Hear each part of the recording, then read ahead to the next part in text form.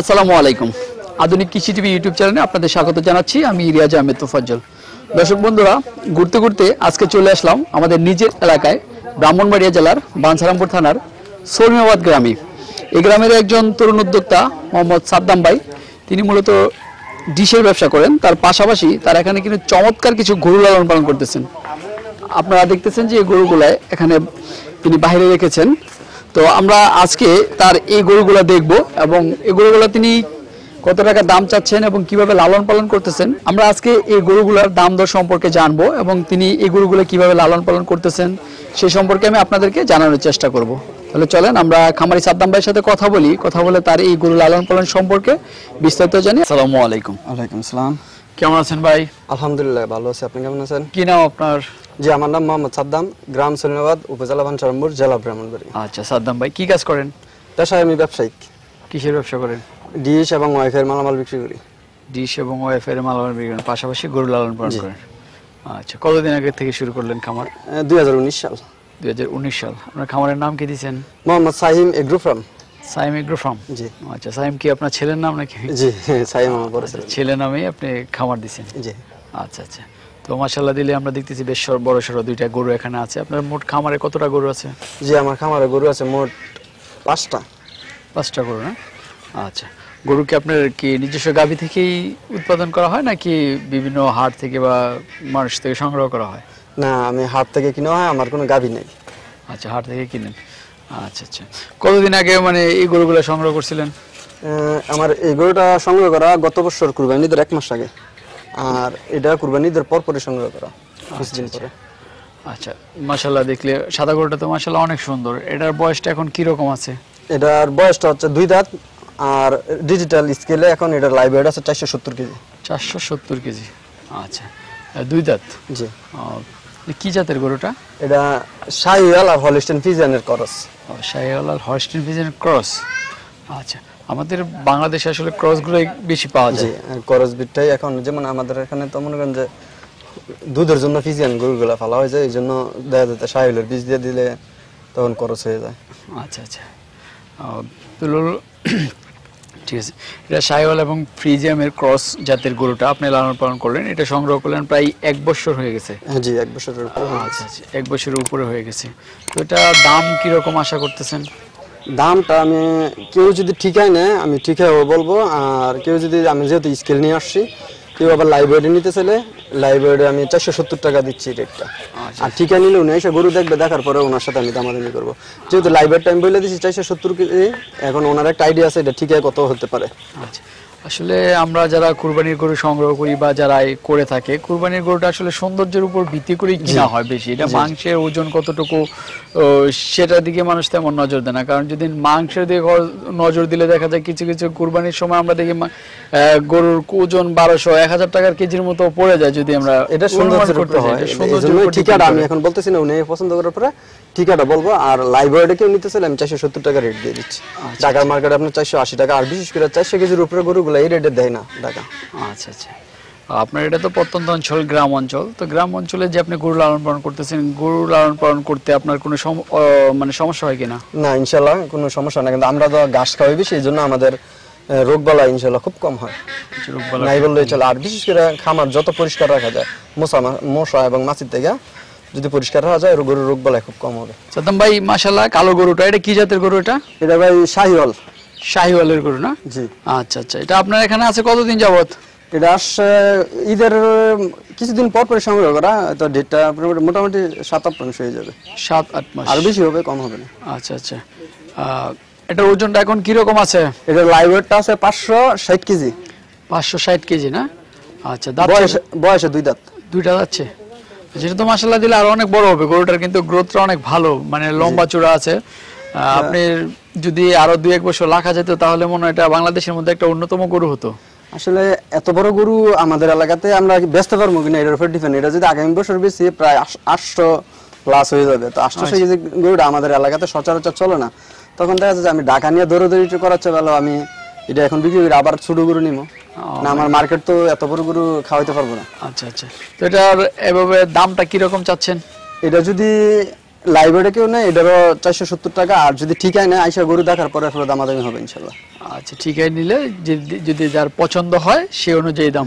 আমি সীমিত আকারে চাই দেবো। তো সাদ্দাম ভাই মাশাআল্লাহ, ওইদিকে আমরা ছোট দুইটা গরু দেখতেছি, জাতটা কি জাতের? এটি দেশি, একদম পিওর দেশি, দুটোটাই বলদ।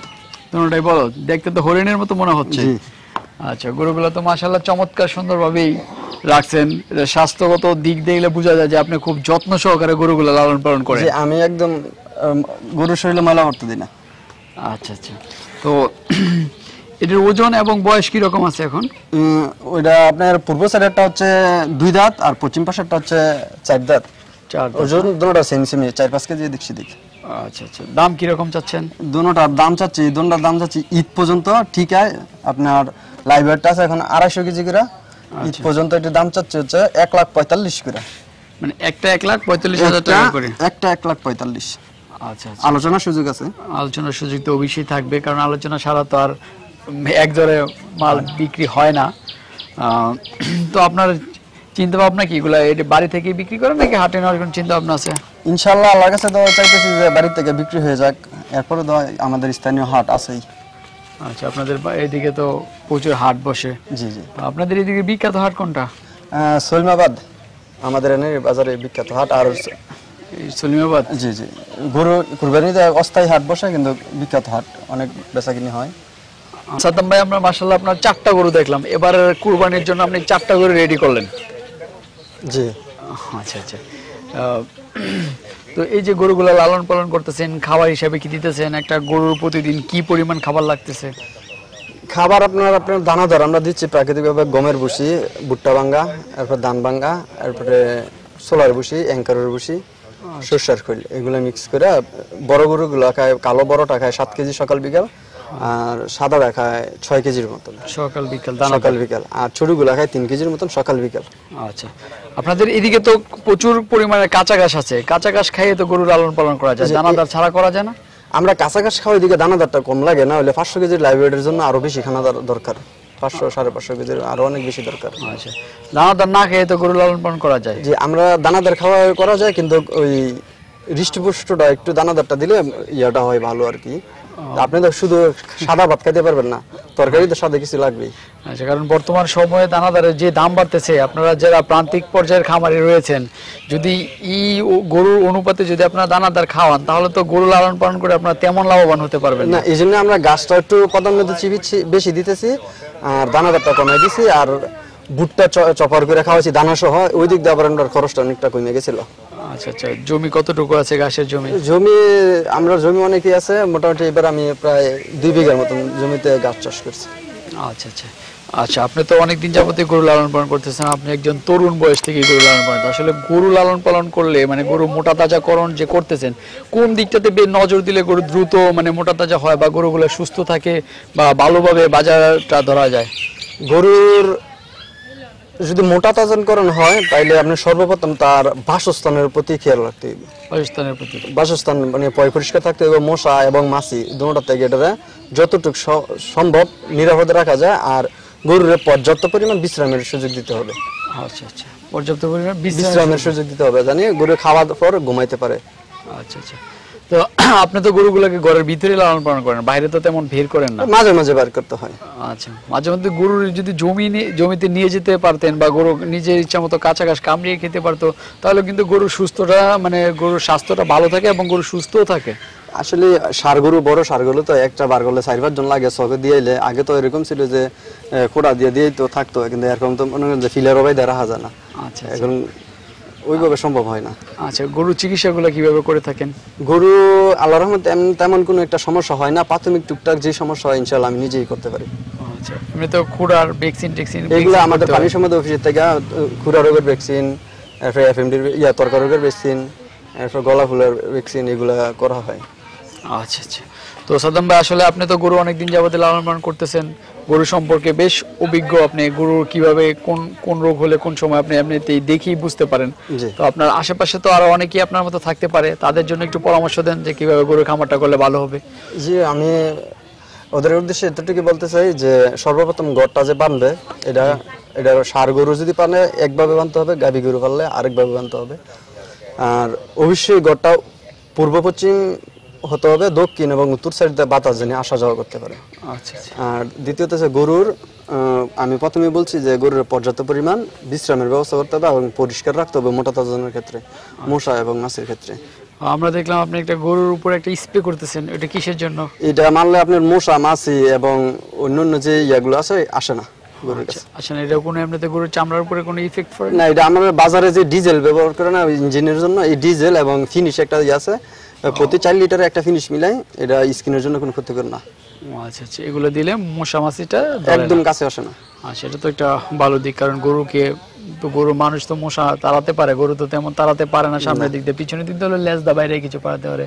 তো আপনার যে গড়টা নির্মাণ করলেন, আসলে গড় নির্মাণ করতে আপনার কিরকম খরচ হয়েছে? বা আসলে অনেক সুন্দরভাবেই করছেন। গড়টা তো অনেক আগে করা, তো ওই সময় আপনার 1,55,000 টাকা গেছিল আর কি টোটাল। 1,55,000 টাকা। আচ্ছা, গরু লালন পালন করে আপনি কতটা সন্তুষ্ট? আলহামদুলিল্লাহ, লাভ আছে তো? জি। আচ্ছা, তো সাদ্দাম ভাই, আরেকটা বিশেষ আমরা দেখি যে বড় গরু বা ছোট গরু অনেক সময় কুরবানিতে বিক্রি হয় না, তো বিক্রি না হলে তো গরু অনেকেই রেখে দেয়, তো আপনার কি চিন্তা ভাবনা? ইনশাল্লাহ আমার গরু বিক্রি হয়ে যায়। বিক্রি হয়ে যায় না?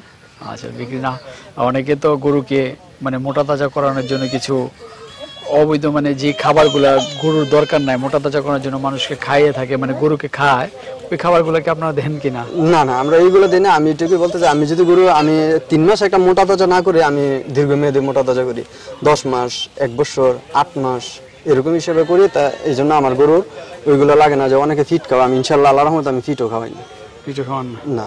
আচ্ছা, নিজে খাবার তৈরি করেই খাওয়ান? জি, খাবার তৈরি করে খাওয়াই। এখন আমি পোল্ট্রি মুরগির খাবার তো এটার না, বা ফিট তো এটার না। এখন এটার আমি টাকাটা কিনে না খাওয়াইলাম, এটা কষ্ট করলো, এটার বদলাটা আমি পাবো। আর যদি এটা আমি স্বাভাবিক রাখি, এটা আমার জন্য কোনো কিছু দিয়ে যাবে ইনশাল্লাহ। ইনশাআল্লাহ। আচ্ছা, অনেকে তো আমরা দেখি গরুকে চর্বি কলা খাওয়ায়, অনেকে নাকি মালটাও খাওয়ায়, আসলে এগুলো গরুর খাবার না, এগুলো মানুষের খাবার, এগুলো গরুর খাওয়ালে কি উপকারটা হয়? এখন হিসাবটা হচ্ছে মালটার হিসাবটা যদি করি তো ফজল ভাই, 1 কেজি মালটার দাম বর্তমান বাজার 150 বা 60 টাকা। জি। আর 1 কেজি ভুসির দাম এখন 56 টাকা পড়ে। তাহলে আপনি প্রায় 3 কেজি ভুসি আনতে পারতেছেন, 3 কেজির উপরেই, 3 কেজি। তো এখন 3 কেজি ভুসি যেই কাজটা দিবে, 1 কেজি মালটা আমার এই কাজ দিবে না। না। তো আমি যদি গরুটা বাজারে নিয়ে বেচতে গিয়ে আমি ক্যালকুলেশন করি, তখন আমি হিসাব করবো আমার খরচটা কিরকম গেছে আর আমার বর্তমান প্রাইসটা আমার ফুসতেছে কিনা। অনেকে এইগুলো করে কি করে, খরচে আর বাজারে রেটে বনে না, তখন বাজারে গরু বিক্রি করতে পারে না, দাম চাই বেশি, কাস্টমার আসে না, তখন এরা গরু আটকে যায়, তখন অনেক কান্না করতে হয়। আসলে মালটা আপেল এগুলো তো মানুষের খাবার, গরুকে খাওয়ানোর দরকার কি? আপনি 1 কেজি মালটা খাওয়ালেন 150 টাকা, আপনি 3 কেজি ভুসি কিনতে পারতেছেন এই টাকায়। জি, মালটা যে আমি এটাই বলতে চাই যে মালটা টাকাটা কাস্টমার গ্রাহক দিবে না, দিবে না, গ্রাহক দিবে। শরীরে কিরকম মাংস আছে, মাংস দেখে হয়তো বা যে সৌন্দর্যের জন্য 20-30 হাজার টাকা বেশি দিবে, এর বেশি না।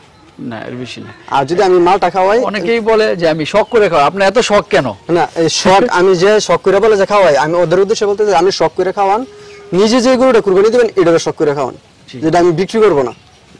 আচ্ছা আচ্ছা, আমি কুরবানি দেবো এটারে, আমি শখ করে ফালতেছি, শখ করে আমি নিজে এটার মাংস খাবো, এটারে খাওয়ান, যত পারেন তত খাওয়ান, কারণ এটার লাভ লসের হিসাব নেই, কারণ আপনি নিজে কুরবানি দিবেন, এটা বাজারে নিয়ে হাটে উঠাইবেন না। আচ্ছা আচ্ছা, তো ঠিক আছে সাদ্দাম ভাই, আমরা তো গরুগুলো দেখলাম, ভালো লাগলো। তো এই গরুর খামার নিয়ে আপনার ভবিষ্যৎ কি চিন্তা ভাবনা? আল্লাহর মতে চিন্তা ভাবনা আছে, যদি আল্লাহ দেয় এটার আমি আস্তে আস্তে বড় করবো। যেহেতু আমি একটা গরু থেকে শুরু করছি, এখন আলহামদুলিল্লাহ 5টা গরু, ভবিষ্যতে আমি চাই যে আমি 150 গরুর মালিক হই, যদি আল্লাহ চাই আর কি। তো আমরা দোয়া করি আপনার ভবিষ্যৎ চিন্তা ভাবনা বাস্তবায়ন হোক, আপনি বিশাল আকারের খামার দেন, আমরা আবার আসবো আপনার খামার দেখার জন্য। তো আজকের মতো বিদায় নিলাম, ভালো থাকবেন, ধন্যবাদ আমাদের সমাজের জন্য। আসসালামু আলাইকুম। ওয়ালাইকুম সালাম।